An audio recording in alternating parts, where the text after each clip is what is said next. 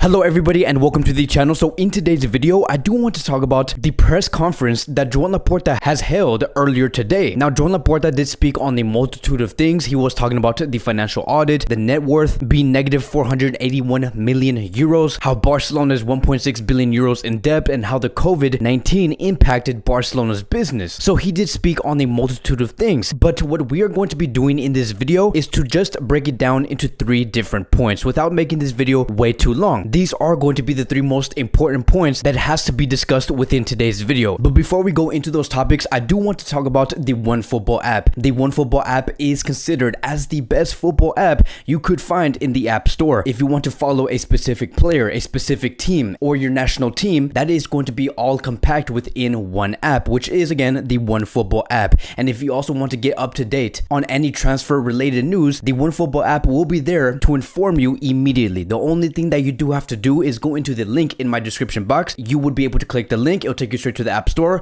Once you're in the App Store, you can download it, and then after that, once you are in the app, you can follow whatever team or player you do desire, and then you will be all set and done from there. But now let's get back into the videos, and we're going to be starting with point number 1, and that is going to be about Joan Laporta taking hits at ex-president Bartomeu. So Joan Laporta was explaining how the management from Bartomeu was so drastic that even the wage policy was something that was unacceptable. And it says here, and I quote, "We found a bad wage policy with an inverted pyramid. Veterans had long contracts and young people did have the shorter ones." So for example, right, the infamous announcement that did happen back on October or September 2020, Barcelona did announce that Lenglet was going to be staying and renewing with Barcelona until 2026. And then we saw Gerard Piqué having his contract extended until 2024. This is something that boggled every Barcelona fan's mind, because we were looking at this and saying, okay, they're going to be extending for an extra 2 or 3 years, and at the same time we're seeing Ansu Fati's contract run out in the summer of 2022, Collado's contract being run out until 2023, and Pedri's contract ending in 2022. Why are we seeing the young players having shorter contracts and the veteran players having their contracts extended? This team was built on veteran players having big pay, longer contracts, and the young players receiving shorter contracts and lower pays compared to the veterans. That is the type of model that Bartomeu was holding, and that is what Laporta did say in that press conference. It was just a ridiculous model to hold. As a matter of fact, this is one of the main reasons on why Barcelona 2 years ago rejected the bid for Rakitic. I remember 2 years ago, PSG offered Barcelona 80 million euros for Rakitic, but because of their model, because of the management,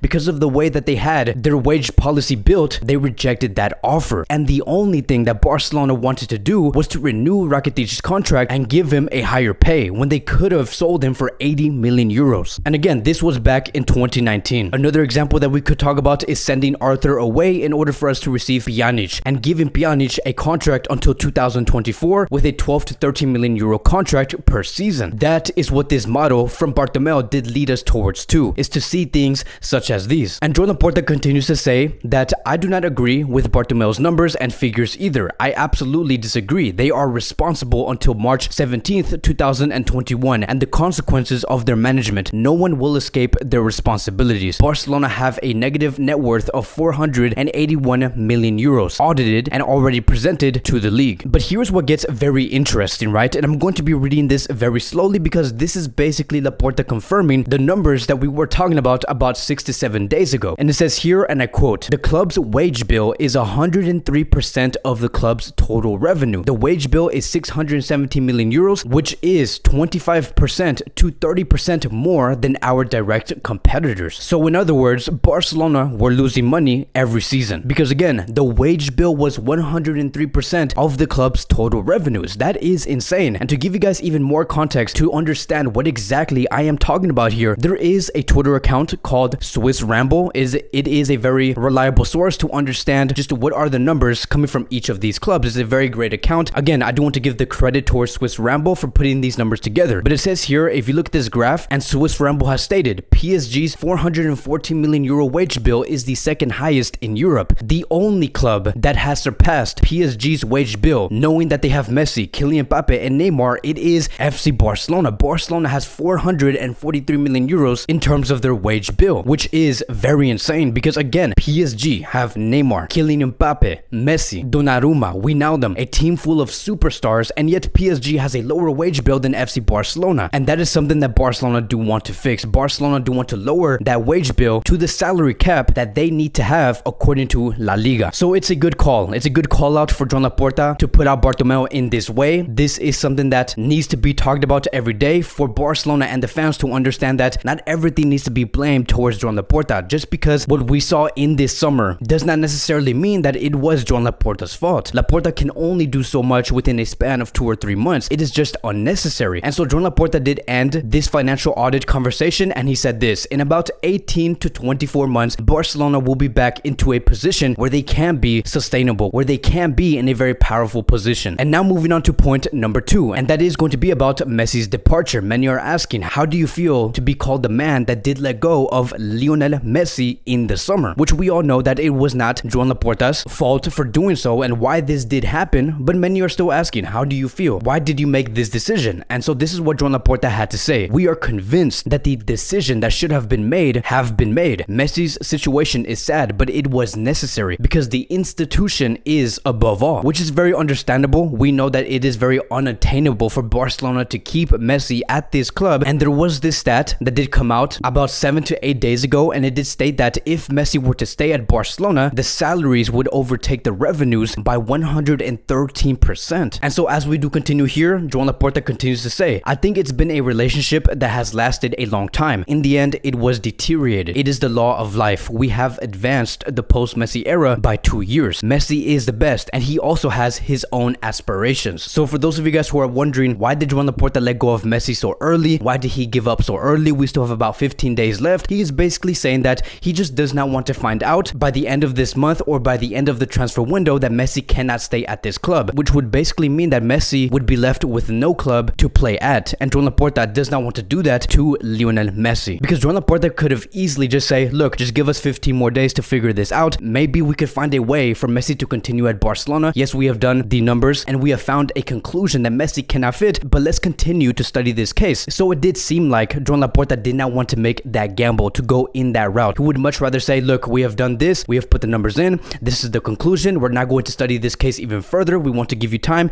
in order for you, Messi, to look for a different club, because it would be irresponsible of us to continue studying this case knowing that we might not be able to give you what you want, which is to stay at FC Barcelona. And now moving on to the last point, which is point number 3, and that is about Joan Laporta assessing his era at FC Barcelona. This is something that he has added great emphasis on, because I think that this is also very important to continue to talk about, because now that we are here, now that Messi has departed away from this club, and now that this Barcelona club has many youth players being involved within the squad, Barcelona has to capitalize off of this opportunity. So this is what Joan Laporta did say, and I quote, if we are all united, the new era will be very successful. The players are engaged on and off the field. They are very motivated. The captains have told me that they are going to leave the last drop of blood. We do not contemplate the sale of Ansu Fati or any similar to reverse the club's financial situation. We will bet on La Masia. We will strengthen ourselves only with the top players. So looking at this, right, these are very much encouraging words coming from Laporta, because if you look at the last game, right, for example, looking at the individual performances coming from every player, many of those players looked very different. They performed very different. They tried to bring in characteristics, different traits on the field that we did not see before. And so you can really see that these players that we do have currently in Barcelona, they do want to give it their all to Joan Laporta and give it their all towards the Barcelona fans. Now let's get one thing very straight. The Barcelona that we do see right now, this is not the preferred Barcelona that Joan Laporta does want to see. Laporta is very, very limited on what he could do in the summer. If you were to ask me, could we have seen Ronald Koeman being appointed as the manager of Barcelona under Joan Laporta if Barcelona were in a very powerful position? No, Ronald Koeman would have never been signed under Joan Laporta's FC Barcelona. The only reason why Koeman is still in this club, it is because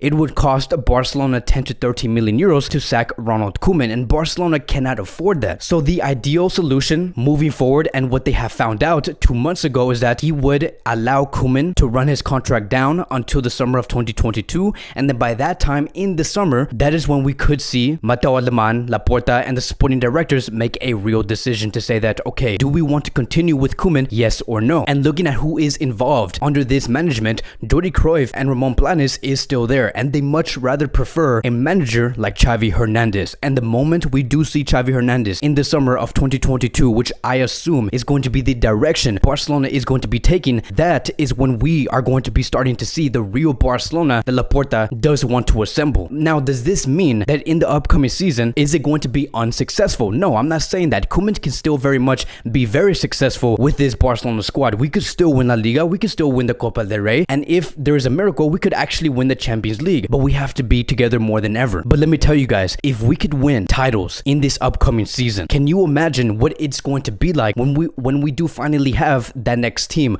when Laporta, Mateo Alemán, Ramon Planes, and Jordi Cruyff can finally do what they want to do and assemble the squad that they do want to assemble. And the fact that Laporta has also said that he is willing to bet on La Masia and strengthen the other positions with top players, that is the correct way to go to. Use Ansu Fati, use Nico Gonzalez, use players like Gavi and Alejandro Balde and Eric Garcia. Like what? Are you going to bring in Renato Sanchez to replace Ansu Fati? Are you going to bring in Laporte to replace Eric Garcia, or Gaia to replace Jordi Alba, or take away the minutes of Alejandro Balde? Do you really think that would make sense? We have the players to reinforce those positions, and I do believe that if Barcelona do want to sign and strengthen other positions where La Masia cannot fulfill those roles, that is going to be players such as Erling Haaland. Joan Laporta is talking about players like Erling Haaland to bring players that have such a high ceiling that not only is that player going to be marking an era in Barcelona, but he will mark his own era in football in general. But that is going to be wrapping up Joan Laporta's press conference. It was a very interesting one, and that is also going to be wrapping up today's Barcelona Daily News. Thank you guys so much for watching. If you guys are new here, welcome to the channel. Please like, subscribe, comment, and I will see you guys in the next